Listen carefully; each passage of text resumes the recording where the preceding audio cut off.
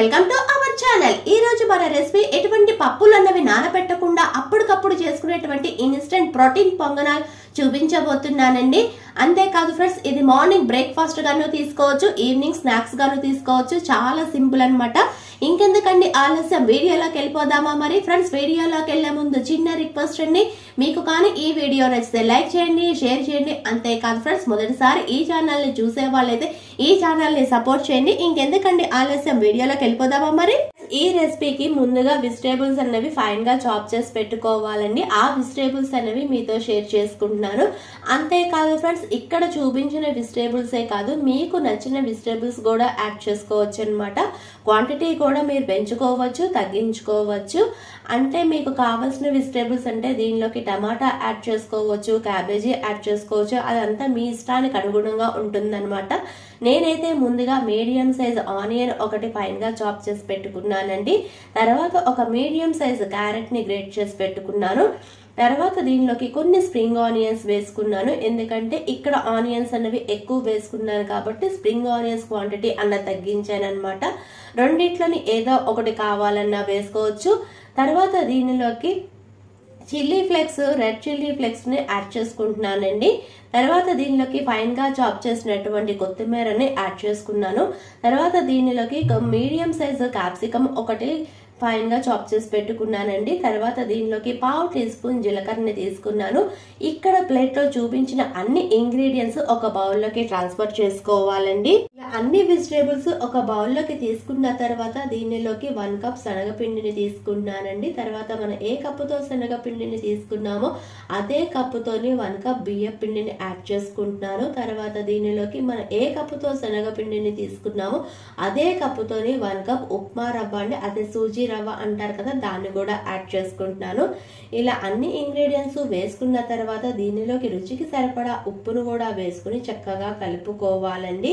ఇలా కలుపుకున్న తర్వాత దీనిలోకి కొంచెం కొంచెం వాటర్ అనేది యాడ్ చేసుకుంటూ చక్కగా కలుపుకోవాలి. ఇలా వాటర్ వేసి కలుపుకున్న తర్వాత ఇక్కడ నేను పిండి కన్సిస్టెన్సీ చూపిస్తున్నాను చూడండి, ఇలా వస్తుంది. ఇలా వచ్చేటట్టు కలుపుకోవాలి. ఒకవేళ వాటర్ అనేది తక్కువైనా కూడా మనం లాస్ట్ యాడ్ చేసుకోవచ్చు అన్నమాట. ఇలా కలుపుకున్న తర్వాత దీనిలోకి 1/2 టీ స్పూన్ వంట సోడాను కూడా వేసుకుని చక్కగా కలుపుకొని దీన్ని పక్కన పెట్టుకుందామండి. తర్వాత పొయ్యి వెలిగించి పాన్ పెట్టుకుని దానిలోకి 1 టీ స్పూన్ ఆయిల్ వేసుకోవాలి. ఆయిల్ అనేది కొంచెం వేడెక్కిన తర్వాత దీనిలోకి 1/2 టీ స్పూన్ ఆవాలు, 1/2 టీ స్పూన్ ఫైన్ గా చాప్ చేసిన అల్లం, ఫైన్ గా చాప్ చేసిన ఒక రెమ్మ కరివేపాకు, ఇలా అన్ని ఇంగ్రీడియంట్స్ వేసుకొని చక్కగా 1 నిమిషం వేపుకోవాలండి. ఇలా వేగిన తర్వాత పొయ్యి అన్నది ఆఫ్ చేసి దీనిలోకి 1/2 టీ స్పూన్ ఇంగువ కూడా వేసుకొని ఇంగువను కూడా చక్కగా కలుపుకోవాలి. ఇలా తాలింపు అన్నది అంతా కలుపుకున్న తర్వాత మనం ముందుగా రెడీ చేసుకున్నాం కదండి పొంగనాల పిండి, దానిలోకి యాడ్ చేసుకోవాలి. ఇలా యాడ్ చేసుకున్న తర్వాత దీనిలోకి 1/2 టీ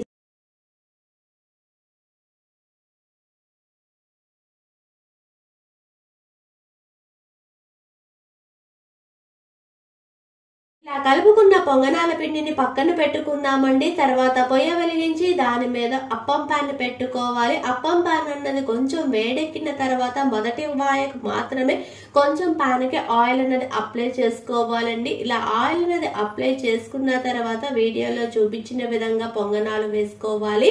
పొంగనాలు వేసుకున్న తర్వాత దీని మీద కొంచెం ఆయిల్ అనేది స్ప్రెడ్ చేసుకోవాలన్నమాట.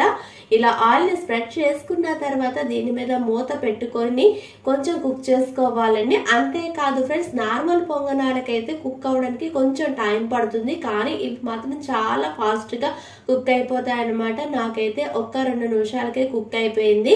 ఇలా కుక్ అయిన తర్వాత ఇక్కడ చూపిస్తున్నాను చూడండి, పొంగనాలు అనేవి టర్న్ చేసుకోవాలి.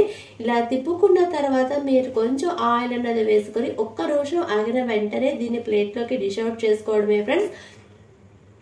అంతే ఫ్రెండ్స్, ఎటువంటి పప్పులన్నవి నానబెట్టకుండా అప్పటికప్పుడు చేసుకునేటువంటి ఇన్స్టెంట్ ప్రోటీన్ పొంగనాలు రెడీ. దీనికి ఎటువంటి చట్నీ అన్నది అవసరం లేదండి. రెసిపీ అయితే చాలా బాగుంది.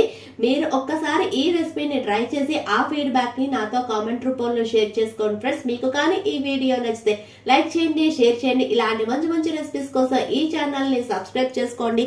Thanks for watching.